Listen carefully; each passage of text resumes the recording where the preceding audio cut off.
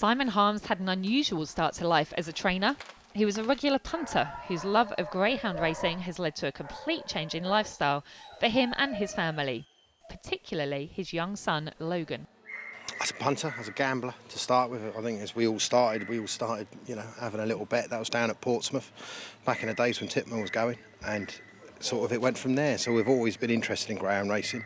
You were probably 4 or 5 at the time, and he was concentrating a little bit more than I thought he was. You had no chance of escaping a career in greyhound racing, but there's a big difference going from punter to all this, and there's one dog in particular that's pretty instrumental in making that happen. Yeah, Cash and Matty. I mean, Cash and Matty, which he was our first. He was the dog that changed it. Not our first, we had dogs obviously with other kennels at the time. We've been owners for quite a few years, and sort of, Cash and Matty, he was a nervous dog. He didn't really shine when he was a pup, and he didn't do what he could do for the other owners, not myself. And we sort of got a chance to acquire him, and we brought him back home for a few months just to try and settle him down, because he was just a bit nervous, and I kind of never really wanted him to go again. So it was kind of that was the route in making us get on and get our licence. And at that time we promised the wife we'd only have 6 dogs, and that was when we got the licence for 6 dogs. And so it kind of ballooned from there. And it was a little white lie. So Logan, you've been greyhound racing from a very, very young age. Have you always enjoyed it? Yeah, because I enjoyed it because when you see dogs run, it's what they are bred for, it's what they're meant to do. So it's what they want to do. So it's not like if you're making them do it. It's like they want to do that. So, and I quite like it. I quite like that. So then your dad's put in a lot of work here to build what you've got. There's a lot of really good facilities here. Do you think he's done a good job? Very good job.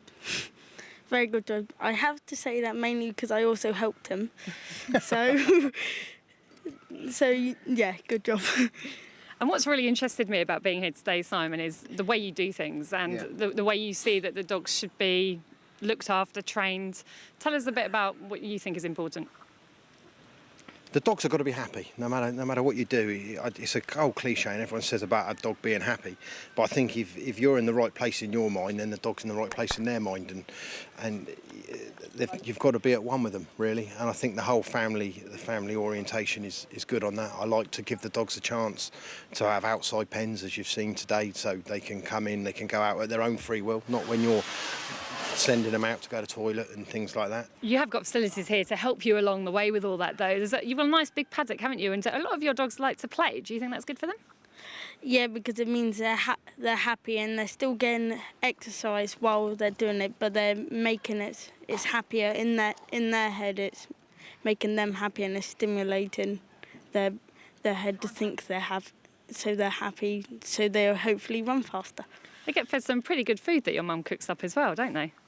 Yeah, well, we make a vegetable soup and put that with the mince, so all of our dogs get all of the vitamins they need and all that. And they can't. It's not like they can take it out of their food since we've made it into a soup and stuff like that.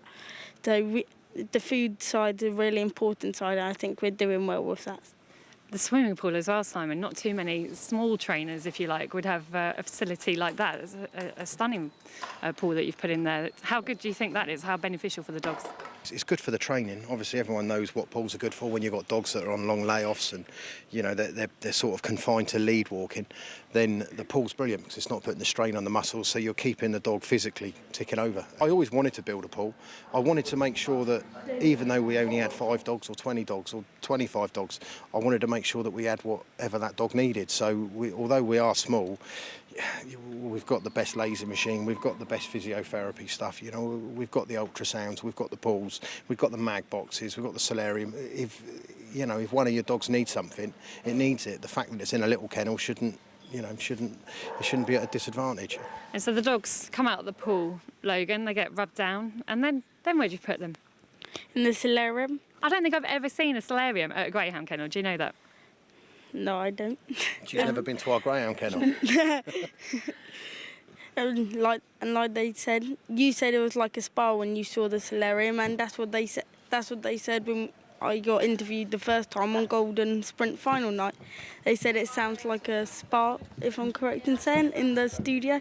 It is a spa. And then your dad's built a nice wooden sort of walkway as well, which makes it pretty easy for you to do one of the parts of the job you really love, which is massaging the dogs.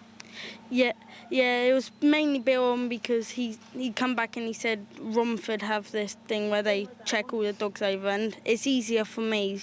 If I put them up there, I can check their feet a lot easier, I can check all their legs a lot easier, and I can concentrate more on the lower parts where I couldn't usually get to, and it was a lot harder for me to massage and get right. So Logan picks out the dogs. You make these regular trips over to Ireland with plenty of cash in your pocket, I'm guessing. But perhaps the way forward is actually sitting behind us here at another block that you've got here that you may well convert so you can start doing some British breeding. Yeah, the wife's very keen on breeding. You can see the shovel coming out again, and maybe the cement mixer's, going to get wound up again. What's your ambition, Logan? What do you want to achieve with your dad in greyhound racing? I wanted to even be known for open race dogs, and I want to know for how good the dogs look when they're parading, and that. So I wanted so they have the shiny coats and when they're on TV. So that's why I wanted to achieve, and obviously it would be lovely if we won a big competition like the St Ledger, like the Derby, like a big Category 1 final. But we just want to be known for the welfare of the dogs. Obviously, when this goes out, I think people are going to be impressed by your facilities, but you're very much trying to attract a certain standard of dog into this kennel, aren't you?